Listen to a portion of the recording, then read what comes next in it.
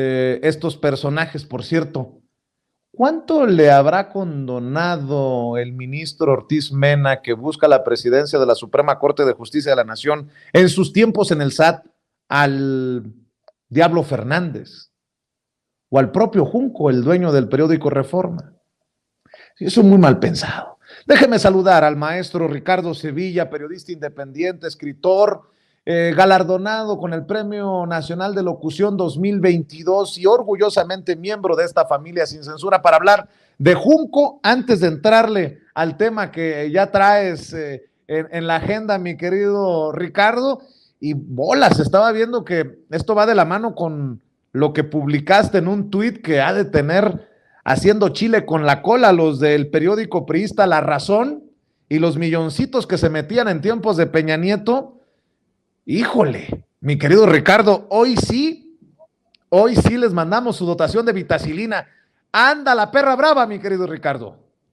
Querido Vicente, público memorioso, pues nosotros no nos fuimos de vacaciones, los chayoteros se fueron de vacaciones y le dejaron el changarro a los bots, porque no está trabajando Ciro Gómez Leiva, está el programa Radio Fórmula conducido por un sujeto llamado Marco Antonio Silva, no está trabajando Carlos Loret de Mola, no está trabajando Pascal Beltrán del Río, no están trabajando en El Financiero. Si la gente intenta leer ese pasquín, se va a encontrar con que nada más hay 4 columnistas. Si intenta leer en Excelsior, se va a dar cuenta de que nada más son columnas editoriales y el único que escribe es este sujeto llamado el Patas de Molcajete, el Porro Fernando Belauzarán, el cual ya escribe ahí por invitación directa de Pascal Beltrán del Río en Excelsior. Nosotros no nos fuimos de vacaciones y la gente nos sigue buscando, público memorioso, para darnos información, y es gente que nosotros queremos mucho porque trabaja en esos medios de comunicación corporativos y nos manda información muy interesante sobre este periódico. Pero Junco de la Vega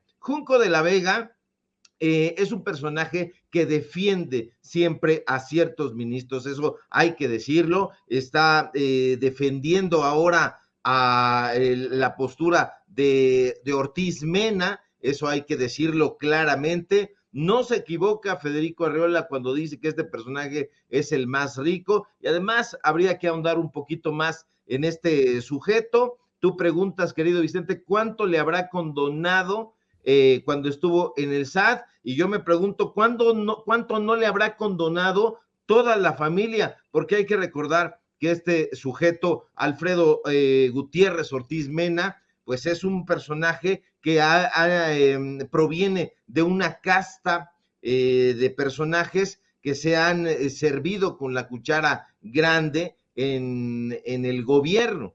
Este sujeto que actualmente, fíjate nada más, es miembro del consejo directivo de la Fundación UNAM, esa Fundación UNAM que está atestada de personajes corruptos, es nieto consentido de Antonio Ortiz Mena, quien el público memorioso recordará, porque le gusta la historia, fuera secretario de Hacienda y Crédito Público en las administraciones de los priistas Adolfo López Mateos y Gustavo Díaz Ordaz. Ese es el abuelo de Alfredo Gutiérrez. Qué bonita familia, diría Pompín Iglesias, que en paz descanse, ¿eh? Exactamente, y además de todo, fíjate, el abuelo fue director del Instituto Mexicano del Seguro Social, es algo que también vale muchísimo la pena destacar, porque lo fue en 2 ocasiones, precisamente del 52 al 58, después volvió un tanto más, y adicionalmente fue presidente del Banco Interamericano de Desarrollo en la década de los 70 y duró ahí pues un buen tiempo. Fueron del 71 al 88, fueron pues más de 10 años. Fue director de Banamex, entonces ahí acaudaló bastante dinero, y por eso decía yo, ¿cuánto no le habrán condonado la familia a todos estos priistas, después panistas? Porque se dan la mano los priistas y los panistas desde hace muchísimo tiempo. Hay que recordar que Alfredo Gutiérrez Ortiz Mena es propuesto precisamente por Felipe Calderón. Apenas entrar el 1 de diciembre de 2012, llega con la propuesta de que el magistrado de la Suprema Corte de Justicia de la Nación sea Ortiz Mena.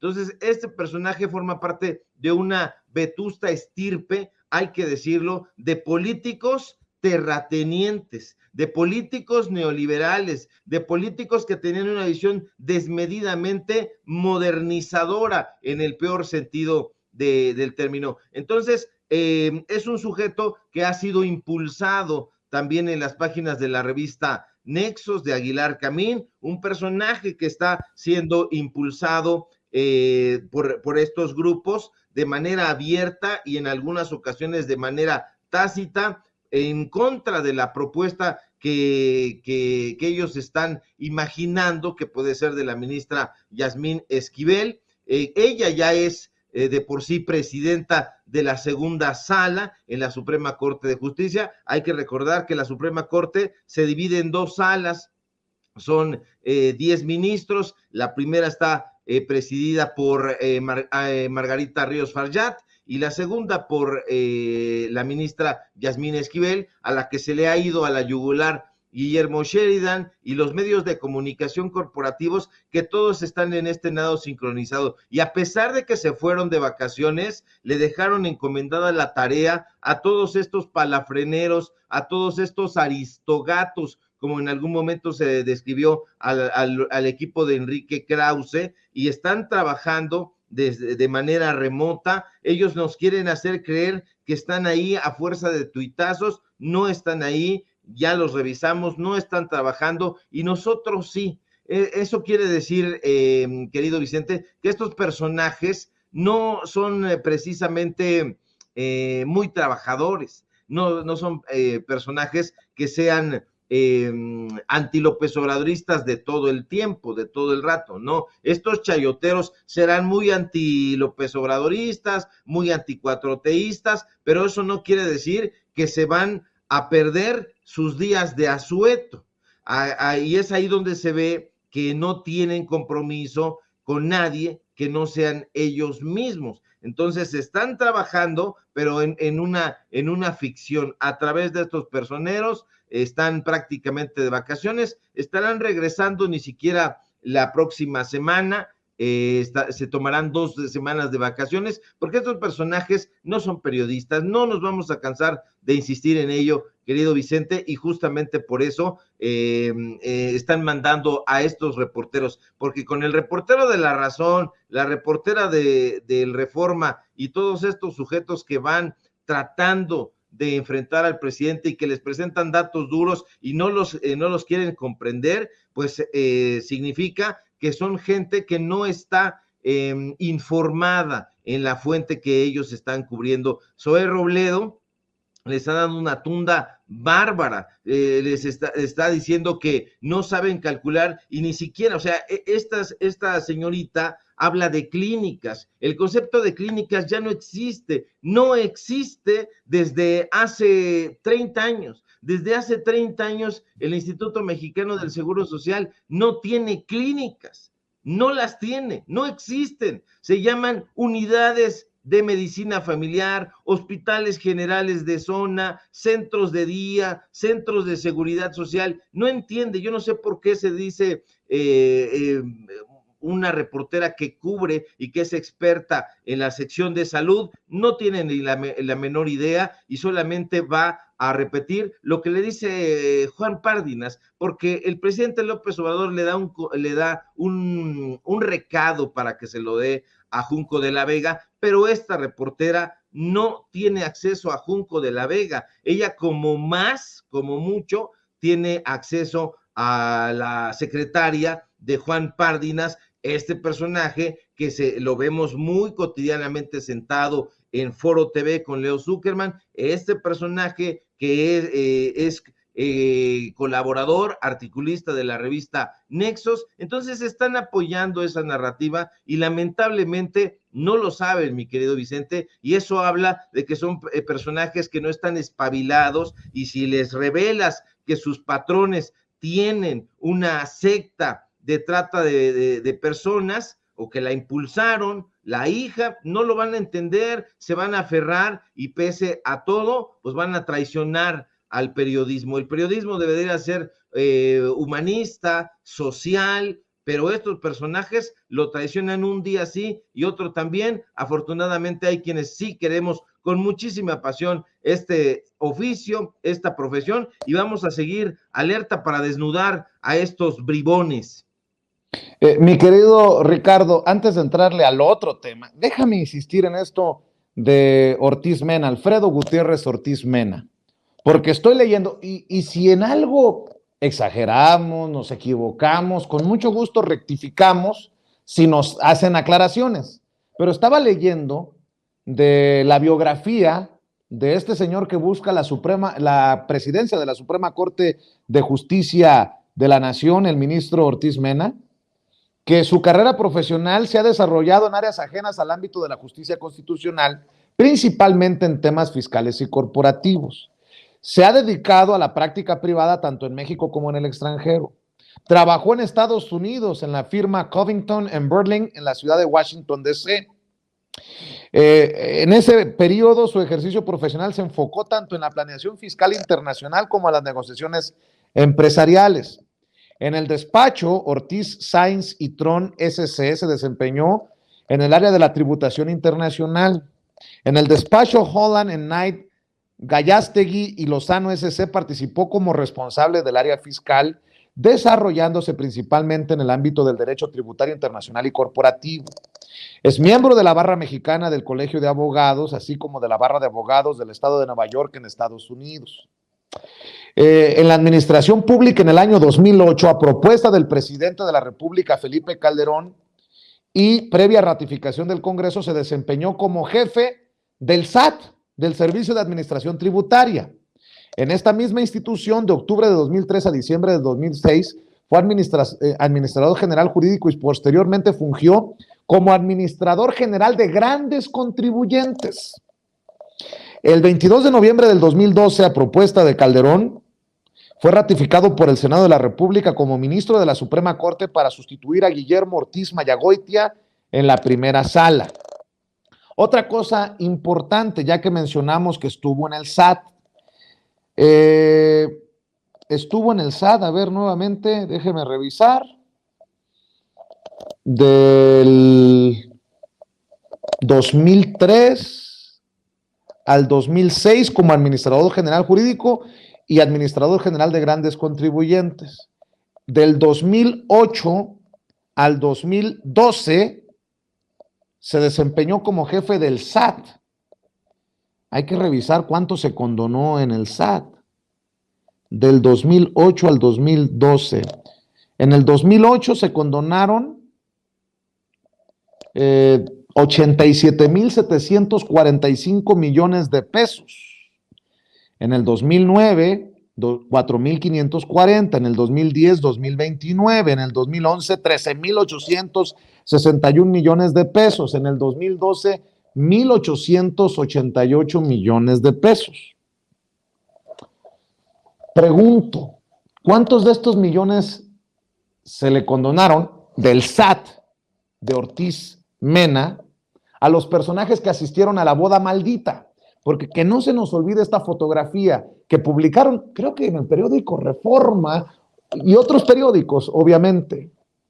En esta boda de la hija de Juan Collado estuvieron exfuncionarios, políticos y ministros de la Corte. Entre los invitados estuvieron, ojo, Raúl Salinas de Gortari, Manlio Fabio Beltrones, José Narro, Manuel Velasco, Aurelio Nuño y Luis Miranda, hasta compadre pues de Peña Nieto.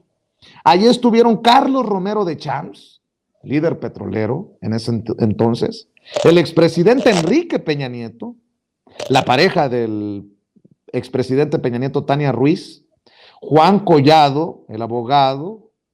Obviamente fue invitado Julio Iglesias para que cantara, Alfredo del Mazo, el gobernador del Estado de México, el extitular de la Procuraduría General de la República, Alberto Elías Beltrán, y chan, estuvieron los ministros de la Suprema Corte, Luis María Aguilar, Eduardo Medina Mora y el señor del que estamos hablando, Alfredo Gutiérrez Ortiz Mena. Insisto, si hay aclaraciones que se tengan que hacer, pues que nos la hagan llegar y compartimos aquí la información que nos hagan llegar. Pero también tengo información que circula profusamente en redes sociales que Emilio Gamboa Patrón, ¿se acuerdan de Emilio Gamboa? Estaría operando la candidatura de Gutiérrez Ortiz Mena para la Suprema Corte de Justicia de la Nación. Y la pregunta es si don Alfredo Gutiérrez Ortiz Mena también tiene nexos o amistades con Manlio Fabio Beltrones Rivera, el amigo de Ciro Gómez Leiva, el que fuera presidente del PRI, el que fuera senador, el que fuera diputado, el que fuera gobernador de Sonora, y también señalado por dineros en Andorra y señalado en esta operación Zafiro. En sus tiempos fue cuando ocurrió aquello. Lo planteo, mi querido Ricardo, porque no podemos callar como han callado como momias los que han sido exhibidos una y otra vez. De todo esto que he puesto sobre la mesa, si hay algo que aclarar, que diga él, yo no soy amigo de Manlio Fabio. Mentira que Emilio Gamboa esté candidateándome a la presidencia de la Suprema Corte de Justicia de la Nación. Ahí te la dejo, mi querido Ricardo, para cerrar este tema.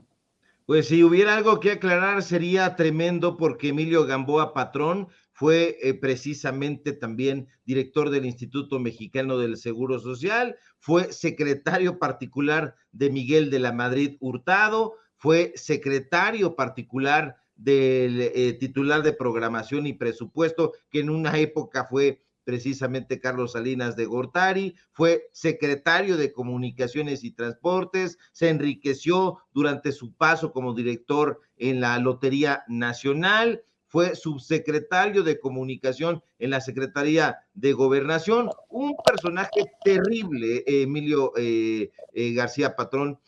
Gamboa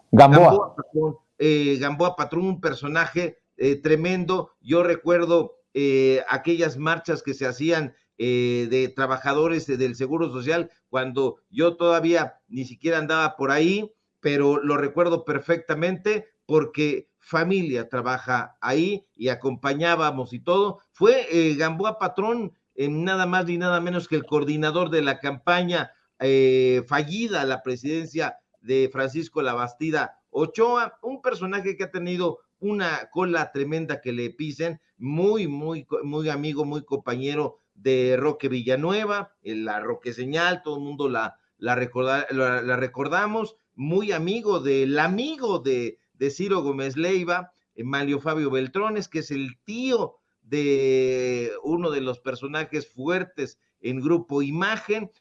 Es algo que tendría que aclarar Ortiz Mena, porque esta candidatura que estarían impulsando desde medios de comunicación de la oposición suena fuerte, sin duda es uno de los personajes más ricos. El presidente López Obrador lo dijo en tono de clave, pero si hacemos la revisión, no es Margarita Ríos Farjat, no son el resto de los ministros, porque estos ministros no provienen de ese raigambre. Alberto Pérez Dayán no creo que lo sea, Luis María Aguilar tampoco, Loreta Ortiz mucho menos. Yo creo también, coincido que es Alfredo Ortiz Mena. Bueno, lleva ahí el Gutiérrez, pero se lo quita siempre muy prudentemente, porque es como todos estos personajes, como Jesús Silva Herzog, que no es así, es Jesús Silva Márquez, pero se pone el Herzog, como Federico Reyes García, pero que se pone Federico Reyes Heroles, etcétera. Se cuelgan de los apellidos porque les gusta mucho, porque son personajes clasistas, porque son personajes que siempre han creído que el apellido tiene cierto raigambre, tiene cierta desprende cierto halo de élite y se han colgado de ahí, así que vamos a estar muy atentos, vamos a hacer esta revisión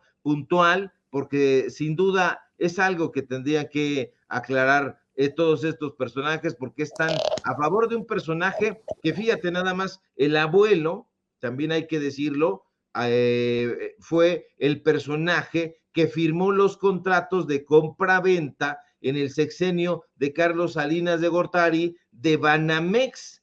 Entonces, ahí hay una tradición de venta del patrimonio mexicano que de caer en este personaje, en la presidencia de la Suprema Corte de Justicia, habría que estarse cuidando los bolsillos, habría que estar cuidando la Suprema Corte de Justicia, que ya de por sí está infiltrada por el Grupo Nexos. El Grupo Nexos, como presentamos aquí en algún momento, le presta servicios a la Suprema Corte de Justicia, incluso le vendía una sección que todavía existe en la revista que se llama el Juego de la Corte. Y en el Juego de la Corte, que viene en la revista Nexos como una sección, se habla de los grandes perfiles, se critica a los enemigos, y entonces no nos sorprenda que en la revista Nexos, en la sección El Juego de la Corte, estén impulsando a este personaje, porque además es amigo de la casa. Hay por ahí, si no mal recuerdo, un texto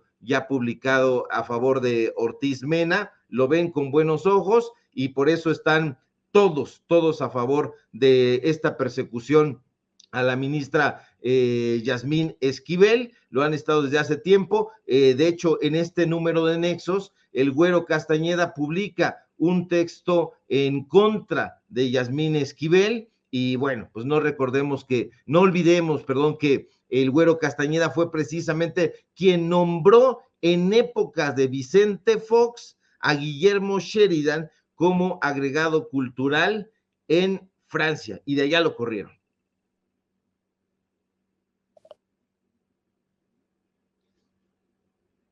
Ya no está mi querido Vicente.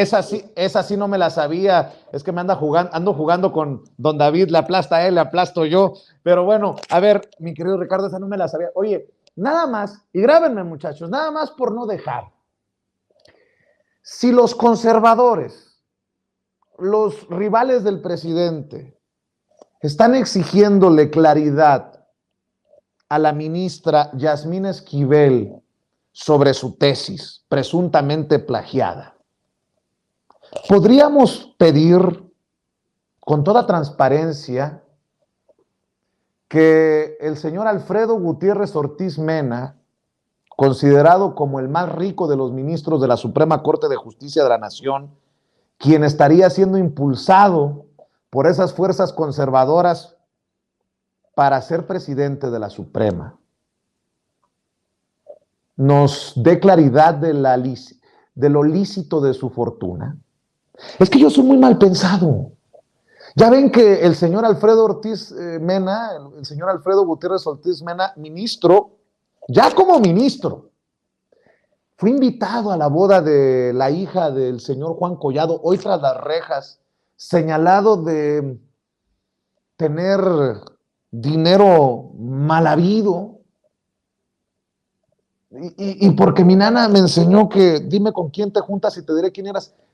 ¿Sería posible que así, con esa vehemencia que le exigen a Yasmín Esquivel, la ministra, que pareciera ser la única que tiene inclinación 4T, por llamarlo de alguna manera, así como con esa vehemencia le piden que aclare lo de la tesis?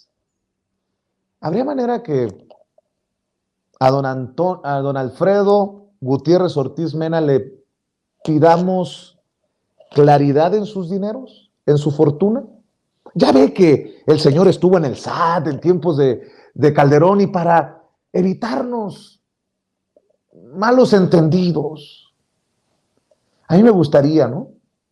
Así como con la tesis, el patrimonio de estos personajes, para que se me quite lo mal pensado. Mi querido Ricardo Sevilla, ahora sí, traías otro tema que también va a dejar la víbora chillando, y perdón por extenderme con esto, pero si no decimos estas cosas aquí, Ricardo, Siendo sinceros, ¿tú crees que en Tercer Grado de Televisa, el gran Raimundo Rivapalacio, el gran Sergio Sirviento, la Denise Merker, todos estos personajes van a decir lo que decimos en Sin Censura? ¿Ustedes creen que el alarraqui hitleriano va a permitirle a la honorable Lili Téllez o a Kenia López Rabadán o a Xóchitl Gálvez exhibir a estos personajes? Perdón, mi querido Ricardo, éntrele con todo. Pues a lo mejor sí lo iban a decir, mi querido Vicente, pero como no hubo programa esta semana, pues ya lo dejaron ahí en el tintero y se les va a olvidar para la semana en donde se reincorporen.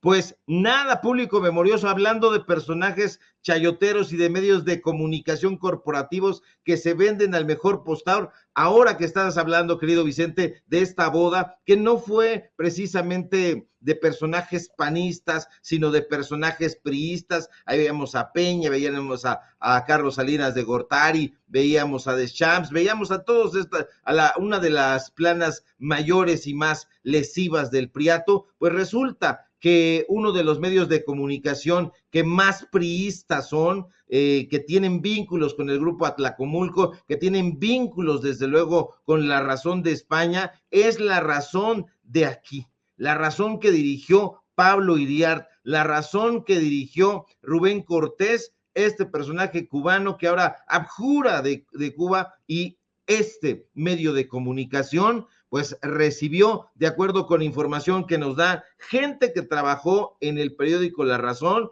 que ahora trabaja en otro lado, no le vamos a decir dónde porque nos pide precisamente que le guardemos ahí la identidad, pero nos informaron que este periódico La Razón, que pertenece a esta empresa que usted está viendo en su pantalla, LRHG Informativo SADCB, recibía 3 millones de pesos mensuales, sí, 3 millones de pesos mensuales de parte de Liconza en el sexenio de Enrique Peña Nieto. Nos mandaron el contrato y en efecto ahí lo tenemos con subrayados que usted puede ver, 3 millones de pesos por una campaña que Liconza pues en ese momento estaba atizando. Nos envían el contrato, nosotros lo revisamos porque es lo que tiene que hacer un periodista, revisarlo. Y entonces aquí nos damos cuenta de que les da esta cantidad mensual por una campaña, en este caso que se llamaba Liconza, la leche que fortalece a México,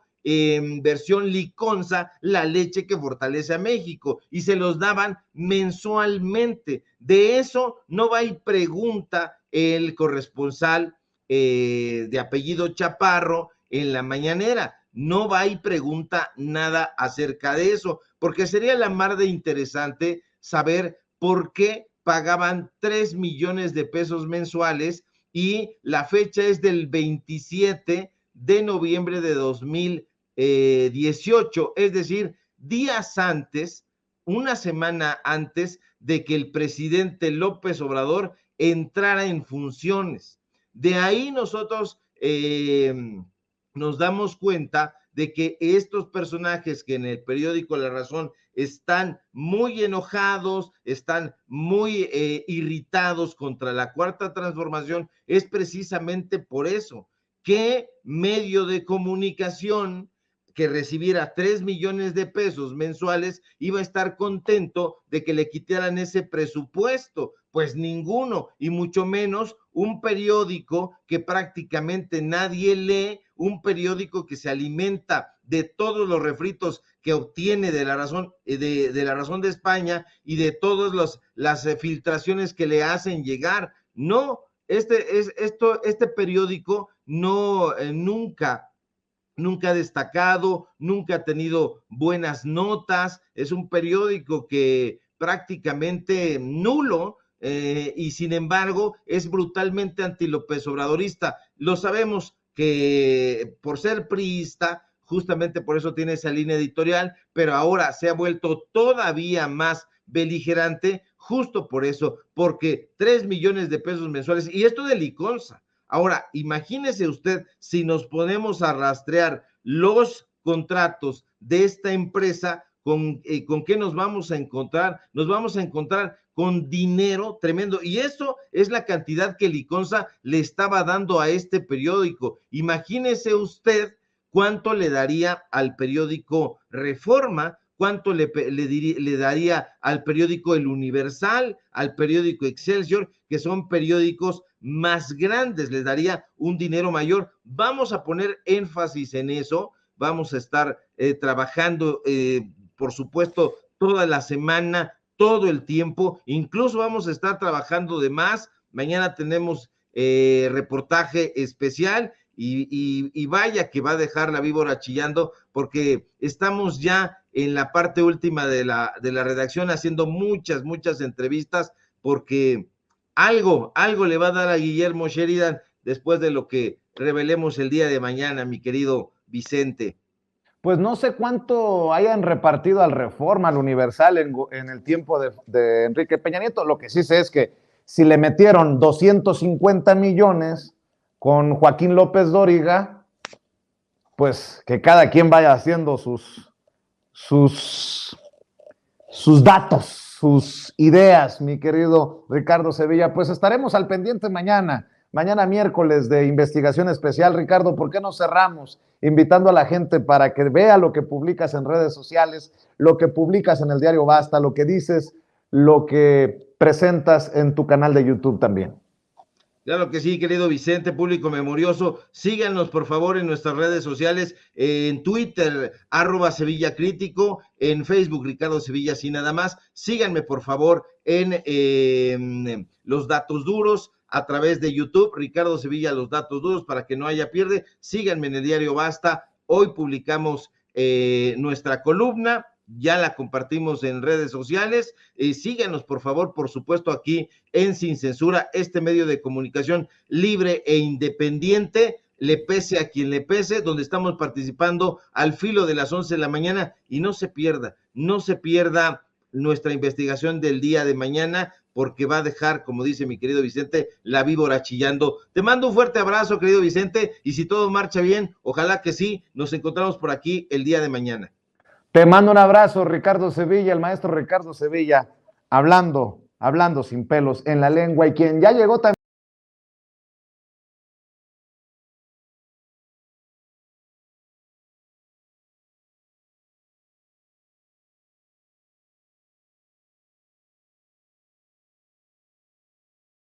aquí esperando juiciosamente para entrar a hablar sin censura. Es el querido Jorge Gómez Naredo, coordinador del periódico Regeneración, analista político, colaborador de la revista Polemón y también miembro de esta familia Sin Censura. Mi querido Jorge, te mando un abrazo, ¿cómo estás? Hola, ¿cómo estás, querido Vicente? Pues muy contento de estar aquí con ustedes, contigo, con todo el auditorio de Sin Censura. Oye, pues se desatan los demonios en estos días.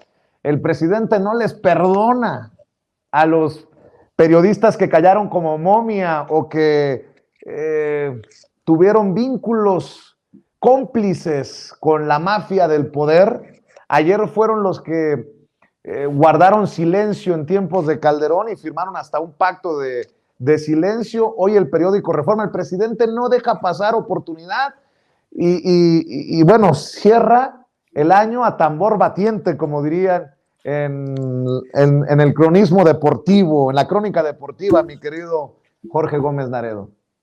Sí, hoy la conferencia de prensa pues fue una conferencia muy buena. En realidad, por ejemplo, la de ayer también fue una muy buena conferencia de prensa con todo lo que mencionas sobre este pacto que hicieron los medios de comunicación, un pacto de silencio y un pacto para no mostrar los efectos nocivos de la guerra contra el narcotráfico de Felipe Calderón. Y después, bueno, también se fue a un análisis sobre la historia de México y sobre los pueblos antes de la llegada de los españoles, ¿no? Entonces, incluso ayer la conferencia de prensa fue la más larga, creo que de todo lo que va el sexenio. Y hoy también fue muy buena porque fue una reportera del diario Reforma, que saben pues todos ustedes que el diario Reforma pues es uno de los medios que más ataca al presidente, que más miente, tiene un modus operandi muy clásico, ¿no? Porque tergiversa información, coloca como nota o como algo real o como un hecho declaraciones de gente, declaraciones de asociaciones civiles, declaraciones de otras personas que no son hechos, sino que son solamente opiniones, pero Reforma los coloca como si fueran ya elementos de la realidad. Y es clásica, bueno, la tergiversación de Reforma. Y hoy, por ejemplo, hizo otro elemento, porque hoy la portada de Reforma, digamos, lo que antes se llamaba el 8 columnas, dices, supera salud privada por 7 a salud pública. Es decir, la idea que da este diario al colocar esa nota, pues es como si el gobierno de Andrés Manuel López Obrador no gastara nada en la salud, como si no invirtiera en hospitales, como si no hiciera ningún tipo de gasto para, digamos, el bienestar en la cuestión de salud con la población. Y Reforma en realidad lo que hace es que se basa en un análisis que hace INEGI, que se llama Cuenta Satélite del Sector Salud de México, en las cifras del 2021, pero lo hace como con las patas, ¿no? Porque parecería que él toma el elemento de cuánto sería lo que posiblemente la gente o la población y el sector, pues toda la población de México gasta en cuestiones de salud, lo junta y entonces lo compara con lo que se invierte o con lo que se supone invierte el gobierno federal, y entonces dice, no, pues es que la parte privada gasta más que la parte pública. Y eso pues en realidad es una real mentira y es una tergiversación de la información, que es algo clásico. Entonces, cuando la reportera va y le pregunta, porque además le pregunta de una forma como, pues, así como, ¿cuál va a ser su autocrítica, no? Quiero que aquí usted me diga cuál es su autocrítica y que vea que el sector salud ha sido en su gobierno un fracaso. Más bien, esa fue como la idea que hizo la reportera del diario Reforma, y pues López Obrador, el presidente, primero dejó que respondiera y que desmintiera la información que publica hoy Reforma, el director del IMSS, Zoe Robledo, y después Andrés Manuel López Obrador, pues de lleno se va contra Reforma y establece que Reforma representa los intereses de un grupo muy particular que ha estado en contra del gobierno de Andrés Manuel López Obrador y de Andrés Manuel López Obrador durante mucho tiempo, y ha estado en contra de los gobiernos de izquierda porque ese diario concentra a estos intereses. Y además ahí hace una promesa y dice que el próximo año va el sector salud, una parte del sector salud va a equipararse con el sector salud de países europeos, en específico con el de Dinamarca. Y esto a partir de lo que de lo que se ha puesto o se ha echado a andar en varios estados de la República, estados que son en población relativamente pequeños, como Nayarit, como Tlaxcala, como Colima, como Baja California Sur, para operar pues esta reingeniería del sector salud.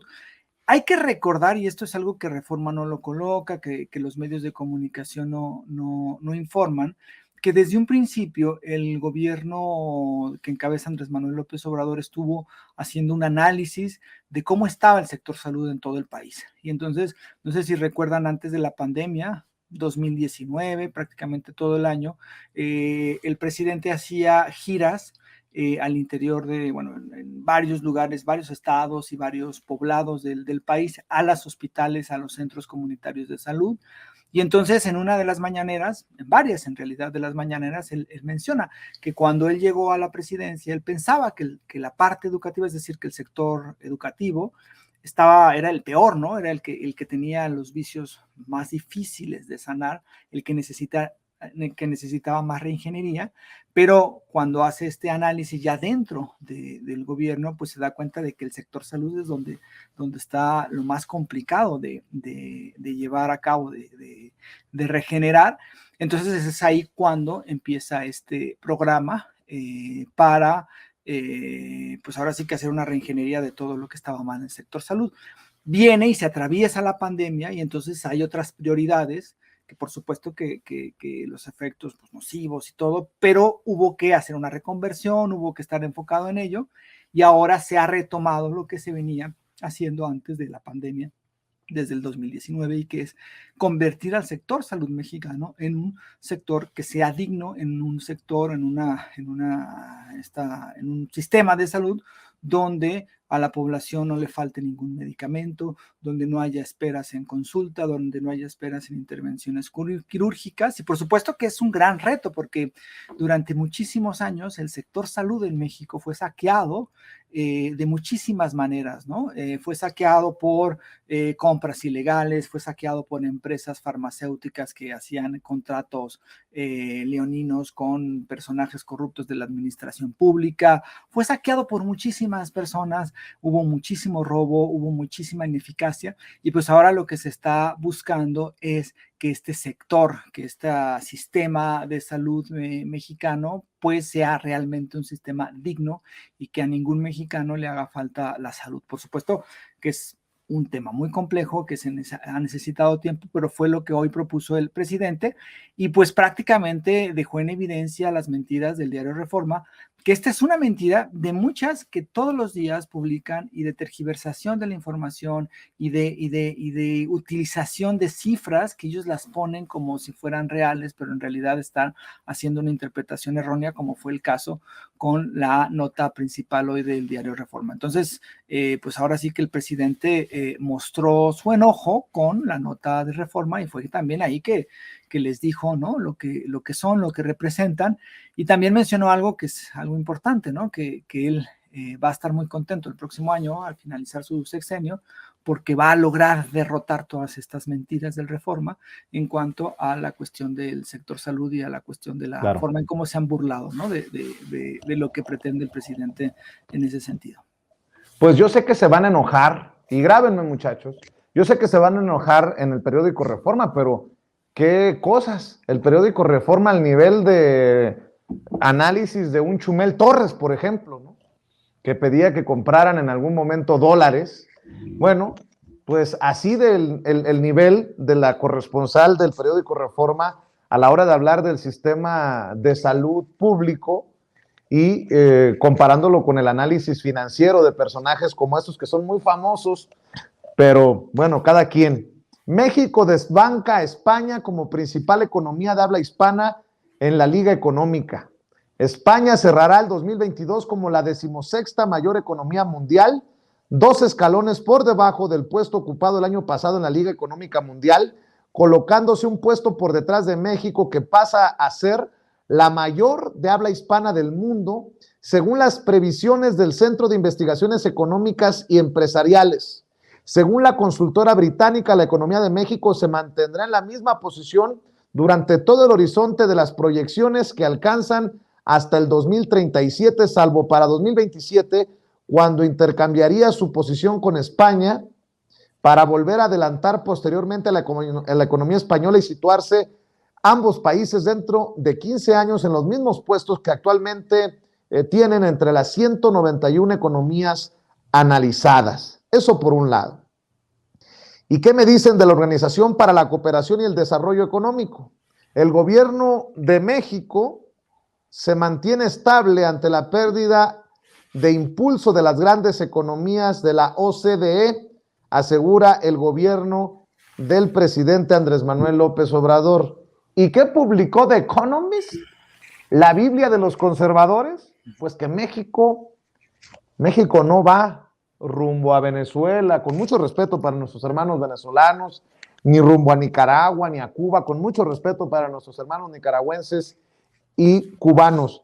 Mi querido Jorge Gómez Naredo, por eso digo que la gente tiene que analizar, más allá de la declaración del día del presidente, lo que nos está dejando sobre la mesa, ¿no? Hay que abrir los ojos, porque hay intenciones bien financiadas, bien sustentadas, de una gran estrategia para confundir a la gente de abajo, a través precisamente de los medios corporativos y de estos influencers que dicen, la economía va muy mal. Es más, ahora le están regateando hasta que sea por lo que ha hecho el gobierno de la Cuarta Transformación, que el peso se encuentra en su mejor nivel frente al dólar de las últimas décadas. Lo trato de comparar, pues, mi querido Jorge, con esto que dice el periódico Reforma de que no se ha llegado al nivel de Dinamarca, pero cuando tú haces un análisis, Dinamarca no tiene los niveles de corrupción que se encontró el gobierno del presidente Andrés Manuel López Obrador en 2018 y todo lo que hemos ido desmenuzando en los últimos años, Jorge.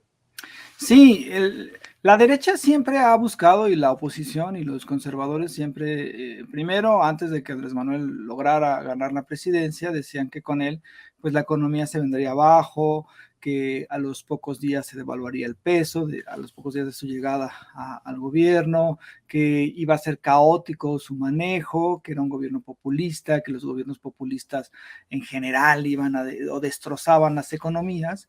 Y eso fue campañas muy rudas durante muchísimos años, desde el 2006, del 2012 y en el 2018, pues fue lo mismo. Y entró a la presidencia y fue la misma campaña, es decir, que el manejo de la economía del gobierno de Andrés Manuel iba a ser caótico, que el peso era una moneda, que con su llegada iba a ser mucho más endeble y entonces se iba a devaluar y que le iba a ir muy mal a todas las empresas en el país. Y pues tenemos 4 años y todas esas mentiras pues han sido desmentidas, digamos, en la práctica. Tenemos una moneda estable y hay que tener en cuenta que veníamos de prácticamente de todos los sexenios anteriores donde había devaluaciones. Si uno ve la cifra de cómo se devaluó el peso frente al dólar en los últimos 12 años y fue más del 100%. Creo que Calderón lo tuvo como en 10 pesos por dólar y con Enrique Peña Nieto termina en 20, es decir, el doble, costaba el doble. Y con Fox se devaluó un poco menos que con Calderón, creo que un peso 50, pero ahí continuó, a pesar de que con Fox pues vinieron estos grandes recursos por el alto costo del petróleo. Entonces, pero con Andrés Manuel López Obrador el peso se aprecia y se aprecia, que tenerlo en cuenta en un momento muy difícil con la pandemia, donde antes las pandemias, si nosotros vemos cómo el dólar sube su precio, el peso se deprecia en la pandemia que le tocó a Felipe Calderón, después se estabiliza un poco más el peso, pero en el caso de lo que ha sucedido con el gobierno de Andrés Manuel, pues es muy digno de señalar de cómo el peso se ha apreciado frente al dólar. Y por supuesto que el crecimiento de la economía no se ha detenido, no hubo la fuga de capitales que anunciaba, ¿no? Que decían que nada más llegara Andrés Manuel López Obrador se iban a ir los capitales y que la desconfianza.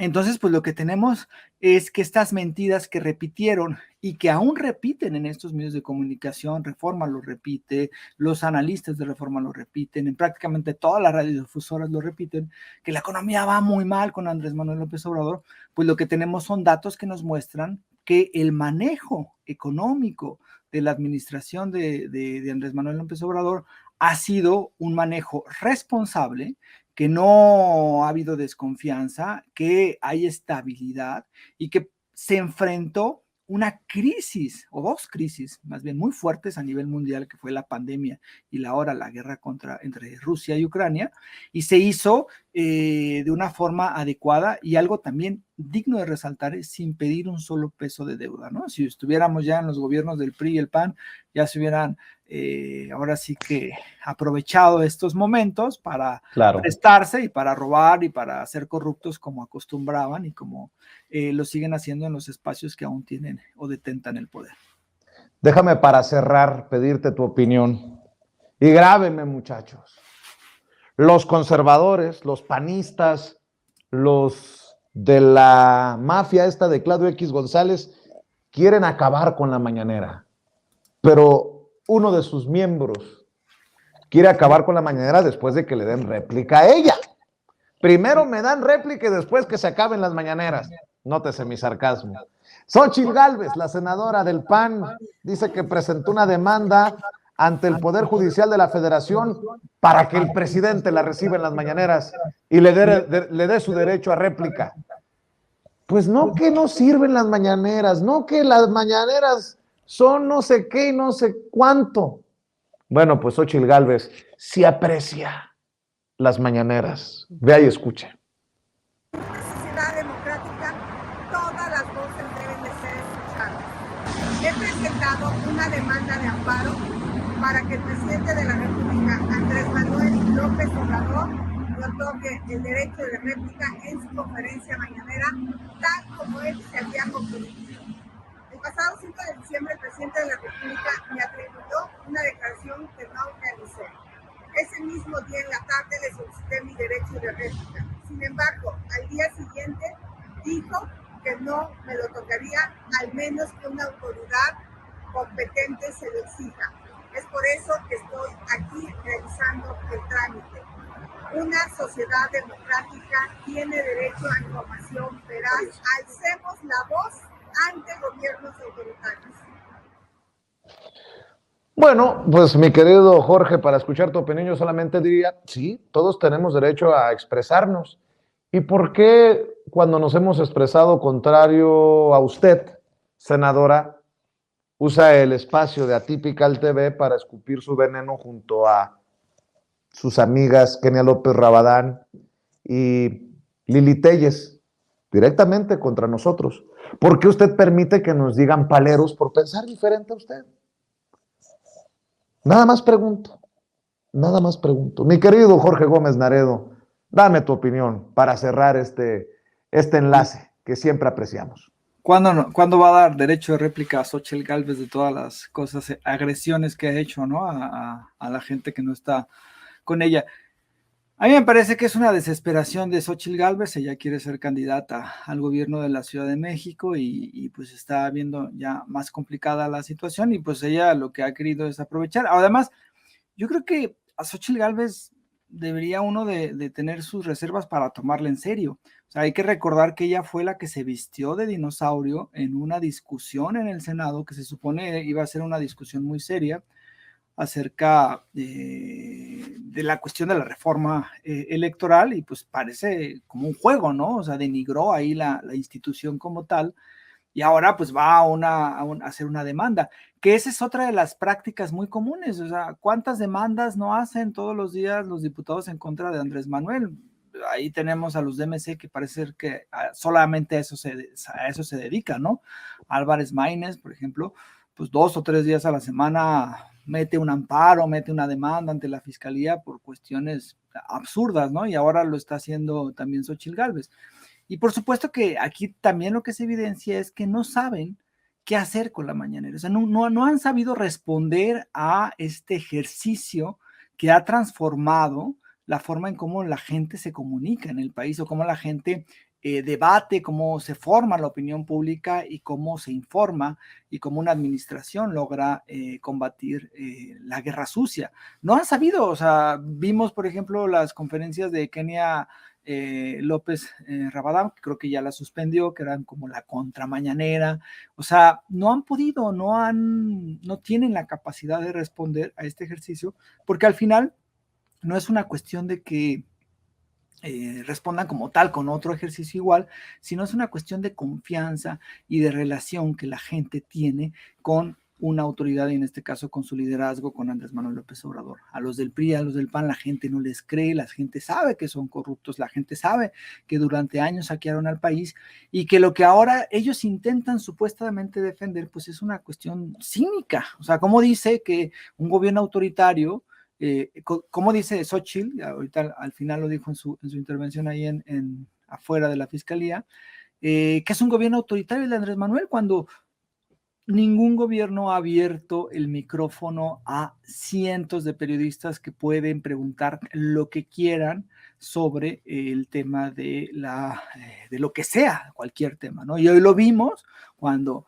la reportera del periódico Reforma fue y le preguntó y absolutamente nadie le impidió hacer esa pregunta, absolutamente nadie le dijo, tú no puedes realizar esta pregunta, tú te tienes que salir, a ti se te va a castigar.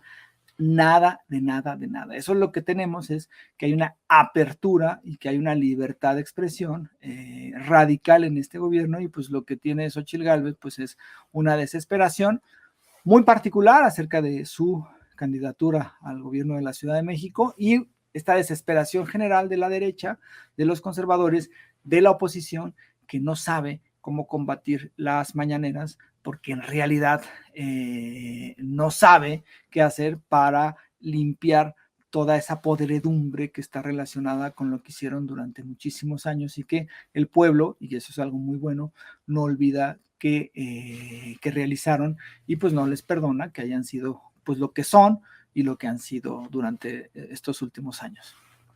Señor presidente, háganos buena esa de que va a haber mañanera sábado y domingo, porque van 2 que 3 a necesitar su vitacilina si la cumple la promesa, señor presidente. Bueno, mi querido Jorge Gómez Naredo, ¿por qué no cerramos invitando a la gente a tus esfuerzos para que respalde lo que estás haciendo desde otras trincheras también, querido Jorge? Yo agradecido por este 2022 lleno de oportunidades de coincidir y que el 2023 venga más productivo que nunca. Así es, querido Vicente. Pues estamos en polemon.mx, ahí el portal, ustedes lo pueden revisar, sus redes sociales son Revista Polemon, tanto en Facebook como en Twitter. Yo escribo lunes, miércoles y viernes en el diario Basta y en Tabasco Hoy. Y bueno, pues también estamos en el periódico Regeneración, que yo creo que en enero va a salir una nueva edición. Y pues muy agradecido, querido Vicente, con este espacio. Este año ha sido un año, me parece que muy bueno. Ha habido muchísima información y pues Sin Censura ha hecho un trabajo enorme de coberturas, de análisis, de estar continuamente informando a la población con ese compromiso tan fuerte que tienen. Yo pues les deseo un muy feliz año a todos los que hacen posible Sin Censura, a Ceci, a ti, a todos los que integran este gran esfuerzo, y pues también al auditorio, al amplio auditorio, pues un abrazo muy fuerte, y pues nos debemos a ese auditorio, y pues un agradecimiento también a ellos que han estado ahí todo este año, y pues vamos con muchas ganas en el 2023. Con todo, mi querido Jorge, te mando un abrazo, cuídate mucho. Estamos al pendiente. Jorge Gómez Naredo, hablando con nosotros Sin Censura. Amigos, amigas, regresamos en breve, pero mientras seguimos hablando sin pelos en la lengua, Sin Censura, usted puede suscribirse a nuestros 3 principales canales en YouTube. Sin Censura Media, en donde tenemos más de 1,600,000 suscriptores, Sin Censura TV, en donde tenemos más de 1 millón de suscriptores, y en Sin Censura Presenta, en donde queremos llegar muy pronto a los 100,000 suscriptores. Si usted ya está inscrito en Sin Censura Media, suscríbase en Sin Censura TV. Si ya está suscrito en Sin Censura TV y Sin Censura Media, suscríbase a Sin Censura Presenta. Recuerde que es gratis, no tiene que sacar un solo centavo de su bolsillo para apoyarnos. Dele clic en la campanita para que los señores y señoras de YouTube envíen las notificaciones cuando estemos transmitiendo en vivo y en directo o estemos subiendo videos. También nos puede seguir en Twitter en @_Vicente Serrano y hasta en Instagram. Ojo, también estamos en Instagram. Son nuestras redes sociales y con el apoyo de ustedes seguimos creciendo, porque con ustedes todo, sin ustedes nada.